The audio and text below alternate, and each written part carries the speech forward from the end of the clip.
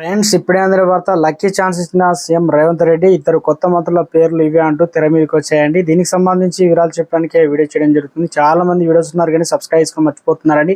దయచేసి channel subscribe చేసుకొని bell icon all పైన ట్యాప్ చేయండి. ఇటువంటి ఇంపార్టెంట్ ఇన్ఫర్మేషన్ మిస్ అవ్వకుండా మీ ఫోన్ నోటిఫికేషన్ రూపంలో వస్తుందండి.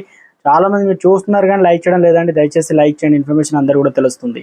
ఆలేరు ఎమ్మెల్యే బీర్ల ఐలయ్యకు మంత్రి పదవి దక్కనుందని ఆర్ఎండ్బి మంత్రి కోమటిరెడ్డి వెంకటరెడ్డి అన్నారు. బుధవారం మొదటిసారిగా రాజాపేటకు వచ్చేసి రైతు వేదికలో వీడియో కాన్ఫరెన్స్ లో పాల్గొని మాట్లాడిన అనంతరం పలువురి మంత్రికి శాలువా పూలతో సత్కరించిన సమయంలో మంత్రి కోమటిరెడ్డి ఆసక్తికర వ్యాఖ్యలు అయితే చేశారు.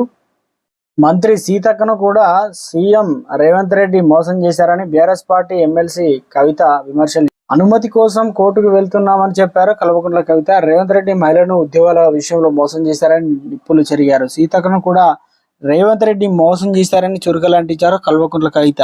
సీతక్కకు ఉప ముఖ్యమంత్రి పదవి ఇస్తామని ఇవ్వలేదు, సీతక్క ఉప ముఖ్యమంత్రి పదవి ఇవ్వాలని కోరుతున్నానని డిమాండ్ చేశారు కల్వకుంట్ల కవిత. సో ఈ రెండు పేర్లు అయితే తెలంగాణ రాష్ట్రంలో చర్చానీయాంశంగా అయింది, తెర మీదకి వచ్చింది. వచ్చే లోక్సభ ఎన్నికల ముందు ఏమైనా మంత్రి పదవులకు సంబంధించి విస్తరణ చేస్తే ఈ పదవులు అయితే వచ్చే ఛాన్స్ ఉన్నట్లయితే విశ్వసనీయ వర్గాలు చూడాలి. మరి ఈ రకంగా ముందుకెళ్తారా? అసలు మంత్రి పదవులకు కొత్త మంత్రి పదవులకు సంబంధించి ఇప్పుడు ముందు పెట్టుకోకుండా లోక్సభలను టార్గెట్ చేసి 14 సీట్లు గెలుచుకుంటారు అనేది రాబోయే రోజుల్లో వెయిట్ చేయాల్సిందే మనం.